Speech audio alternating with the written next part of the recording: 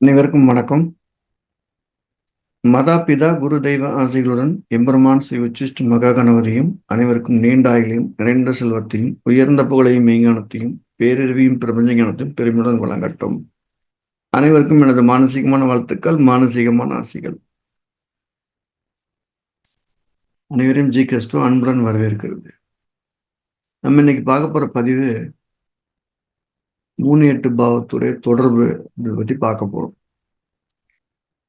இது என்ன செய்யுது அப்படின்னா, ஜாதகருக்கு எது ரொம்ப பிடிக்காதோ, ஜாதகரோட குடும்பத்துக்கு ரொம்ப எது பிடிக்காதோ அந்த ரெண்டையுமே செய்ய வச்சிருது.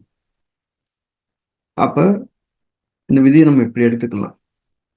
3ஆம் அதிபதி 8ல இருந்தாலும், 8ஆம் அதிபதி 3ல இருந்தாலும், 3 8 கூடியவர் சேர்ந்து இருந்தாலும், 3 8 கூடியவர் ஒரே ஆளா இருந்தாலும், இந்த 4 கண்டென்ட் இருக்கக்கூடிய நபர்களுக்கு இதோட தசாபுத்தி காலங்கள வலி ரொம்ப அதிகமா இருக்கு.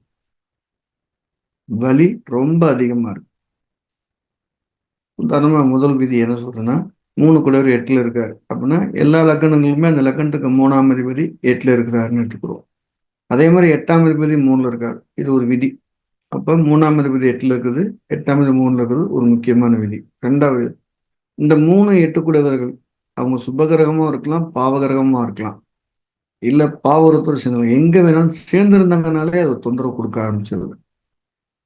அப்ப சுபகிரகமா இருக்காரு, தப்பு செய்ய மாட்டான்னு நீங்க நினைக்க வேண்டிய அவசியம் கிடையாது. உதாரணமா ஒரு மகர லக்னம் வச்சுக்கிடுவோம். 3 கூடியவர் குரு இருக்காரு, 8 கூடியவர் சூரியன் இருக்காரு. இந்த குரு சூரியன் நடுவர் நட்பு கிரகமா இருந்தாலும் கூட இந்த லக்கணத்துக்கு எங்க சேர்ந்திருந்தாலும் ஒரு பெரிய அளவு தொந்தரவு கொடுக்குது அப்படின்னு எடுத்துக்கலாம். அதுக்கடுத்த விதி என்ன சொல்லுதுன்னா, 3 8 கூடியவர் ஒரே ஆளாக இருந்தால், ஒரே கிரகமா இருந்தால், இப்போதான் மீன லக்கணத்துக்கு 3 கூடியவர் 8 கூடியவர் சுக்கிரன், கன்னி லக்கணத்துக்கு 3 8 கூடியவர் செவ்வாய்.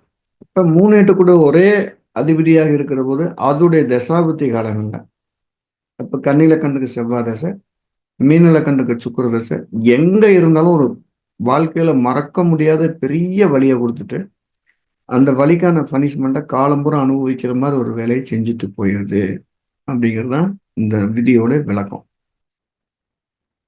ஒரு பெரிய கம்பெனியில் ரொம்ப நாளாக ஒருத்தர் ஒர்க் பண்ணிட்டு இருக்கிறாரு. நல்ல அந்த கம்பெனி ஒரு நம்பிக்கைத்தரமான கம்பெனியா இருக்கு. ரொம்ப நம்பிக்கையுடைய அந்த கம்பெனி அவருக்கு ஒரு நல்ல ஒரு வாழ்க்கையை கொடுத்துட்டு இருக்கு. கன்னி லக்னம், செவ்வாய் வந்து திக்பலம் பெற்றிருக்காரு, 10ல் இருக்காரு. அவர் 3 8 கூடியவர், 3 8ல எந்த கிரகமே இல்லை. அப்படின்னா என்ன அர்த்தம்னா, செவ்வாய் 10ல் திக்பலம் பெற்றிருந்தாலும் 3 8ல கிரகம் இல்லாததுனால அவர் 3 8 குழு வேலையும் தெளிவா செய்ய போறார் அப்படின்னு சொல்றது. அந்த கம்பெனி அவர் நம்பி வேலைகள் நிறைய கொடுக்குறாங்க. அதற்கு முன்னால ரொம்ப சிறப்பா செயல்பட்டு கம்பெனி உயர்த்திக்கிட்டே இருந்தவர் செவ்வாய் தசை வந்தவனே அந்த அவர் எடுக்கிற முடிவெல்லாம் தப்பு தப்பாயிருது. அவர் மட்டுமில்ல கம்பெனி லாஸுக்கு போயிடுது. போனதுக்கு பின்னால் அவர் இருந்து இது வரைக்கும் தன்னுடைய கம்பெனியில அவர் எடுக்காத கெட்ட பேர் நிறைய எடுத்து வெளியில வந்துடுறாரு. அவருடைய இந்த நம்பிக்கைக்குரிய அந்த கம்பெனி அவர் கெட்ட பேர் சொல்லி வெளியே அனுப்பிச்சிரு. அந்த செவ்வாய் தசை வராத வரைக்கும் அவருடைய புகழ் ரொம்ப உச்சத்துல இருந்தது. அவர் சொன்ன ஸ்டேட்மெண்ட் பாருங்க, கன்னி லக்கணத்துக்கு செவ்வாய் தசை வர்றதுக்கு முன்னால நான் தப்பே பண்ணாலும் அந்த கம்பெனி என்னை மன்னிச்சிச்சு. ஆனா செவ்வாய் தசை வந்தவனே அந்த கம்பெனியில என் வேலையில குற்றம் சொல்லல, வேலை சார்ந்த எடுத்த சின்ன சின்ன முடிவுகளை கடுமையா பேரை கெடுத்து என்னோட தொந்தரவு பண்ணிச்சு. அது ஏன் வேலையில குற்றம் பண்ணலைன்னா 10ல் செவ்வாய் திக்பலம். ஸோ அவன் வேலையில ஒரு குறை செய்யல. ஆனா அவர் வேலை செய்யறதுக்கு எடுத்துக்கிட்ட சின்ன சின்ன முடிவுகள்ல வாட்ச்மேனை அசிங்கப்படுத்திட்டீங்க, டிரைவரை வேலையை விட்டு போக சொல்லிட்டீங்க, இந்த மாதிரி சின்ன சின்ன கம்ப்ளைண்ட் சொல்லி அது சிறுசு பெருசாகி பெருசு பெருசாகி கம்பெனி ரிசிப்டே தப்பா போச்சுங்கிற மாதிரிலாம் பண்ணி அவர் வெளியேற்றிடுறாங்க. அப்ப அந்த திசை முடிகிற அந்த 7 ஆண்டுகள் அவர் ஒரு ஒரு ஜெயில் வாழ்க்கை மாதிரியான சந்தர்ப்பத்தை அவர் கொடுக்குது. இந்த செவ்வாய் தசை வரைக்கும் அது ஒரு பனிஷ்மெண்ட் பீரியட் மாதிரி இருக்கிறார். அதுலயும் அந்த செவ்வாய் புத்தியோ செவ்வாய் அந்தரமோ சேர்ந்து வரும்போது அவருடைய வலி ரொம்ப அதிகமா இருந்திருக்குங்கிறது தான் அதோடைய பதிவு. அடுத்து ஒரு மீன லக்கணத்தை எடுத்துக்கிறோம். மீன லக்கணத்தை சுக்கிர 3 வெட்டக்கூடியவர். அந்த லக்னத்துக்கு எந்த பாவத்தினாலும் வலிங்க. நல்ல பாவத்தில் இருந்தாலும் கூட அந்த வலி நிச்சயத்து லாபத்தை குறைச்சு காயத்தை கொடுக்காம போறதில்ல. அதுவே கெட்ட தீய பாவங்கள் இருக்குது அப்படின்னா அந்த வலியோட அளவு பல மடங்கு ஆயிடும். ஒரு நல்ல பையனை அது ஒரு பொண்ணு விரும்புறாங்க. அந்த பொண்ணுடைய லக்னம் மீன் லக்னம் சுக்கிரதசை வருது. சுக்கிரன் 11ல் இருக்கிறார். 3 கூடியவர் 11ல் இருக்கும்போது காதல் திருமணங்கள், கலப்பு திருமணங்களுக்கு அவங்களுக்கு ஆதரவு அதிகமா கிடைக்குது. வீட்டுல எந்த எதிர்ப்பும் இல்லை. மீனலக்கணத்துக்கு 3 குடை சுக்கிரன் 11ல இருக்காரு. அவர் விரும்பின பையனை வீட்டுக்கு கூட்டிட்டு போறாங்க, சொல்றாங்க. அந்த எந்த விதமான தடையும் இல்ல. அந்த எந்த விதமான தடையும் இல்ல. கல்யாணம் சிறப்பா நடக்கிறதுக்கு எல்லா பக்கம் அனுமதிச்சுட்டாங்க. இப்ப அவங்க ஜாதகம் பார்க்குறாங்க. மீனலக்கணத்துக்கு சுக்கிரனோட திசை நடக்குது.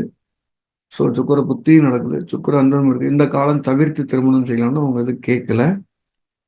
திருமணம் பண்ண பிறகு பார்த்தா, அந்த பையனுடைய குடும்பத்து பேக்ரவுண்ட் விசாரிக்கும்போது, இந்த பொண்ணு 3வது மனைவியா பார்க்கப்பட்ட மாரி இருக்கு. ஸோ போலீஸ்ல கம்ப்ளைண்ட் பண்ணி, இது பண்ணி போலீஸ், கோர்ட்டு, கேஸ், பஞ்சாயத்து நெறைய நடந்து, மனசு கடுமையா வலிக்கிற போது வெளியில வர்றாங்க. இப்ப அந்த சுக்கிரன் என்ன செய்றாருன்னா, இந்த 3, 8 கூடியவர்கள் அவருடைய ஆசைகள மறைமுகமா தூண்டி, சம்பவம் நடந்த பிறகு தான் பாதிப்பு அதிகமா தெரியுறாங்க. ஸோ இது ஒண்ணு. இந்த 3, 8 கிரகத்துடைய தொடர்புகள் என்னெல்லாம் செய்யுதுன்னு எடுத்து பார்த்தோம்னா, போதை பழக்கவழக்கத்துக்கு அடிமையாக்குது. கெட்ட நண்பர்களுடைய சகவாசத்தை ஏற்படுத்திக்கிறது. ஜெயிலுக்கு போறதுக்கு முக்கியமான காரணங்கள் அது ஒரு காரணமா இருக்கு.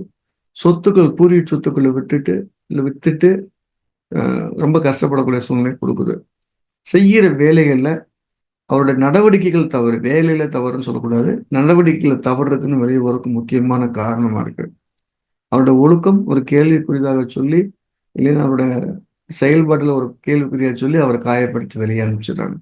ஸோ அந்த 3, 8 எங்க சேர்ந்தாலும் ஒரு பனிஷபிளா இருக்கு. அவர் ஒரு கோயிலுக்கு போறாரு அப்படின்னு வச்சுக்கிறோம். கோயிலுக்கு போனா கூட அவர் என்ன செய்யறாருன்னா, நம்ம கோவில்ல சாமியை கட்டிட்டாங்க, பேச மாட்டேங்குது, பலன் தர மாட்டேங்குதுங்கிற. அவர் வீட்டுல குடியிருந்தா கூட அங்க பள்ளி கத்துறது இல்ல அப்படிங்கிற ஒரு விஷயத்த அவர் சொல்றாங்க. ஸோ இந்த 3, 8 கூட தசாபுத்திகள் தொடர்பு இந்த விதி என்ன சொல்லுது அப்படின்னா, அந்த ஜாதருக்கு எல்லாமே எதிர்த்து நிக்குது அப்படிங்கறது அது தெளிவுற சொல்லுது. ஸோ இதுக்கு ரொம்ப சிம்பிளா நல்ல அலங்காரமுள்ள அம்மனை கும்பிட்டுட்டு வரும்போது, அந்த 3, 8 தசாபுத்தி காலங்கள்ல இருக்கக்கூடிய தீமைகள் நமக்கு முன்கூட்டியே உணர்த்தப்படுகிறது. அதில் நம்ம கொஞ்சம் பாதுகாப்பா இருக்கணும். அந்த அலங்காரமுள்ள தெய்வங்கிறது அம்மனா தான் இருக்கணும். காமாட்சி அம்மனா இருக்கலாம், மீனாட்சியா இருக்கலாம், அங்காளம்மனா இருக்கலாம். காரகத்துவப்படிக்கு அது காமாட்சியை தான் குறிக்கும். ஸோ அந்த அலங்காரமுள்ள தேவதை கும்பிடும்போது, அந்த தெய்வத்துடைய அனுகிரகத்தினால அவருக்கு அந்த துன்பம் முன்கூட்டியே உணரப்படுகிறது அப்படிங்கிறது தான் அங்க முக்கியமான கண்டென்ட். நம்ம ஜிகேஸ்ட் என்ன பண்ணிட்டு இருக்கோம்னா, ஜோதிடத்தை எல்லாத்துக்கும் கொண்டு போய் சேர்க்கணும் அப்படிங்கிற விதிகளை எளிமைப்படுத்தி பார்த்த அனுபவமுடைய கோடுகள் கொடுத்துக்கிட்டே வர்றோம். ஜோதிடம் ஒருத்தருக்கு நல்ல வழிகாட்டி அமைங்கிறது என்னோட நம்பிக்கை. யாராவது ஜோதிடம் படிக்கணும் விருப்பம் இருந்ததுன்னா கீழே இருக்க நம்பர் தொடர்பு கொண்டு பதிவு செய்துக்கலாம். ஸோ இந்த ஜனவரி மாதம் 26ஆம் தேதி மாலையில் அடிப்படை வகுப்பு நடக்க காத்திருக்கு.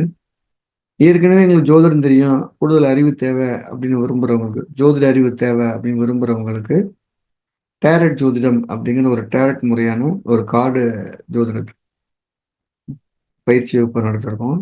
அது ஜனவரி 8ஆம் தேதியிலிருந்து தொடர்ந்து ஒரு 6 நாள் நடக்க காத்திருக்கு. ஆன்லைன்ல படிக்கணும் விருப்பம் இருக்கும், கீழே நம்பர் தொடர்பு கொண்டு பதிவு செய்துக்கலாம். இல்லாம தன்னோட அறிவை மேம்படுத்தும் போது அது நமக்கு மிகச்சிறந்த வழிகாட்டி அமைங்கிறது என்னுடைய ஆணித்தரமான வாதம்.